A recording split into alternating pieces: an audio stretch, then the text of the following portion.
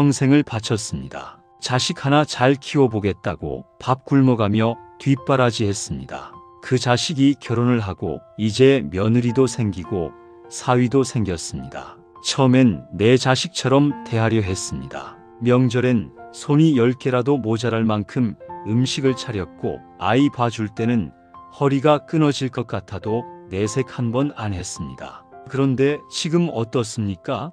카톡 답장은 하루가 지나서야 옵니다. 명절에 오는 건지 안 오는 건지 며느리한테 물어보면 아들이 알아서 한다고 합니다. 사위는 밥 한 끼 먹고 나면 핸드폰만 들여다봅니다. 내가 투명인간이 된 것 같은 그 느낌, 혹시 지금 이 순간 가슴 어딘가가 콕 찔리지 않습니까? 그 서먹함이 내 탓 같아서 내가 뭘 잘못한 건가 싶어서 밤새 뒤척인 적 있으십니까? 며느리와 사위가 어려워하면서도 진심으로 존경하게 만드는 어른의 태도, 오늘 그 핵심을 짚어드립니다.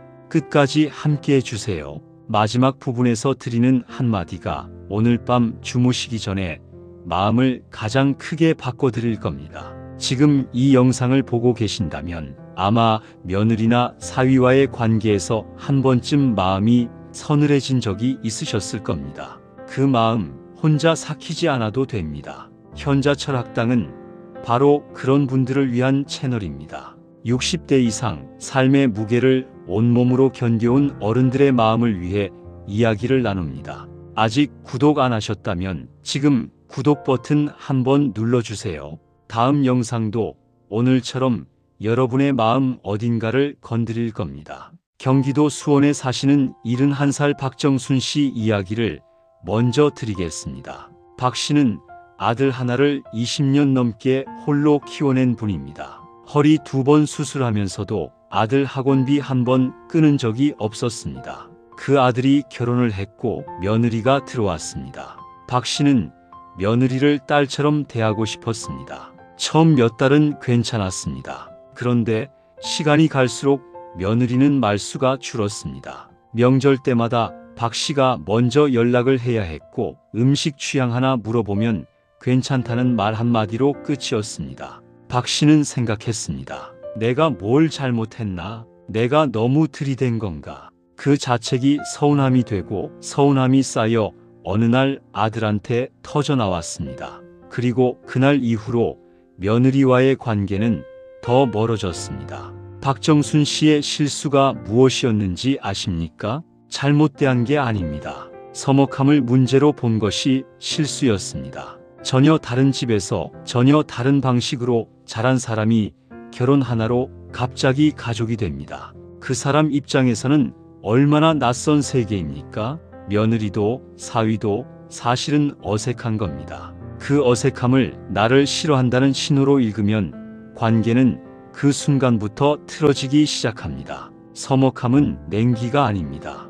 아직 익지 않은 과일입니다. 기다려야 합니다. 억지로 눌러 익히려 하면 과일은 물러터집니다. 관계도 마찬가지입니다. 어른이 먼저 그 틈을 인정해야 합니다. 이건 원래 그럴 수 있는 거라고, 당연히 낯설 수 있다고 마음속으로 먼저 허락을 해주는 순간 신기하게도 섭섭함이 옅어집니다. 내가 서먹함을 당연하게 볼수록 상대방은 오히려 긴장을 풉니다. 강요하지 않는 어른 곁에 사람은 모이게 되어 있습니다. 다가오게 하는 것, 그게 진짜 어른의 첫 번째 태도입니다. 두 번째 이야기입니다. 충남 천안에 사시는 68살 이동철 씨는 퇴직 후 혼자 지내고 있습니다. 딸 하나가 결혼해서 서울에 살고 있고 사위는 회사 일이 바쁜 편입니다. 이 씨는 딸이 보고 싶을 때마다 전화를 했습니다. 하루에 한 번은 기본이었습니다. 주말에 바쁘다는 딸에게 그럼 언제 오느냐고 물었고 명절이 지나도 연락이 뜸하면 섭섭하다고 말했습니다. 딸은 처음엔 미안하다고 했습니다. 그런데 어느 순간부터 딸의 목소리에 피로감이 섞이기 시작했습니다. 사위는 장인어른 전화가 오면 딸에게 받으라는 눈치를 주었습니다. 이동철 씨는 그걸 모르지 않았습니다. 알면서도 전화기를 내려놓기가 너무 힘들었습니다. 집이 너무 조용했기 때문입니다. 이 씨의 외로움은 진짜입니다. 그 마음이 잘못된 게 아닙니다. 그런데 그 외로움을 채워줄 책임이 딸 내외에게 있는 건 아닙니다. 노년이 가장 초라해지는 순간은 통장 잔고가 줄어들 때가 아닙니다. 자식 부부에게 내 외로움을 해결해달라고 손을 내밀 때입니다. 그 순간부터 부모는 짐이 됩니다. 짐을 지고 싶은 사람은 없습니다. 의무감으로 찾아오는 자식 부부 곁에서는 서로가 불편합니다. 그 불편함이 반복되면 결국 발길이 뜸해집니다. 외로움을 해결하는 건 자식의 몫이 아닙니다. 내 몫입니다. 오래된 친구를 다시 만나세요.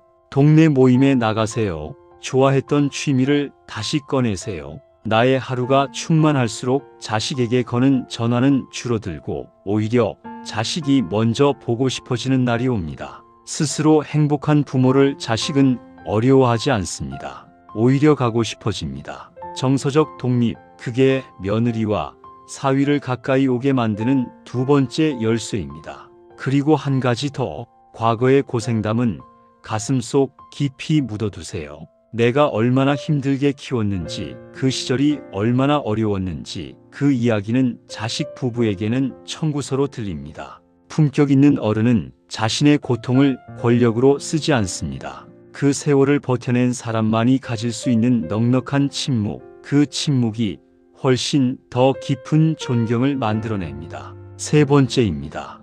호의는 반복되면 당연함이 됩니다. 이걸 놓치는 순간 관계는 기울어집니다. 며느리가 힘들어 보인다고 매번 아이를 맡아주다 보면 어느 순간 그게 당연한 일이 됩니다.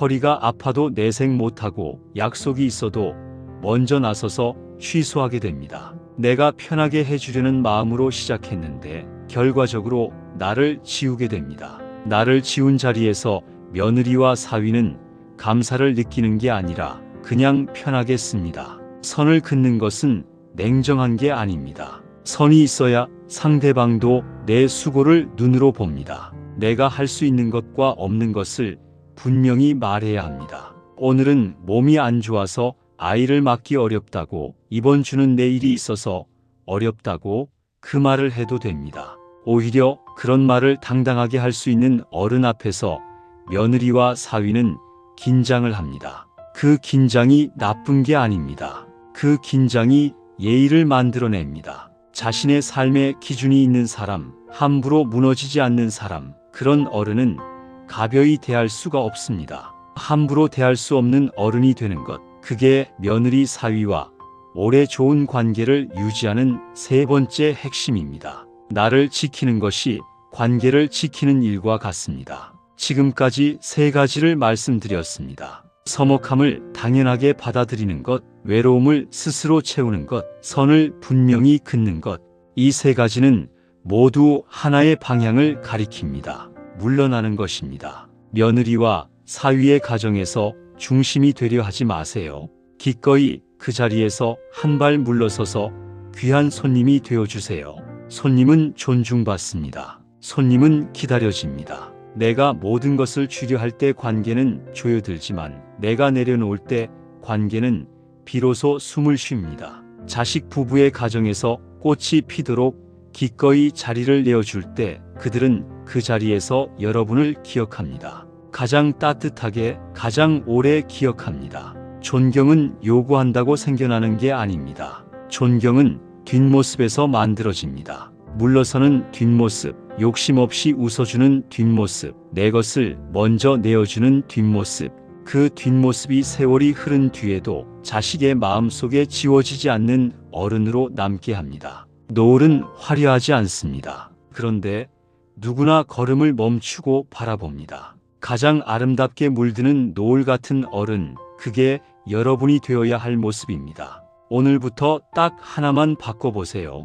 자식에게 전화하기 전에 오늘 내 마음이 어떤지 먼저 들여다보는 것입니다. 내가 충만해야 관계가 가볍지 않습니다. 내가 행복해야 며느리도 사위도 죄책감 없이 다가올 수 있습니다. 오늘 이 이야기가 가슴에 닿으셨다면 구독 버튼과 좋아요 한번 눌러주세요. 같은 고민을 가진 분께 이 영상을 공유해 주시면 그분의 오늘 밤이 조금 더 가벼워집니다. 현자철 학당은 다음에도 어른의 마음을 위한 이야기로 찾아오겠습니다. 감사합니다.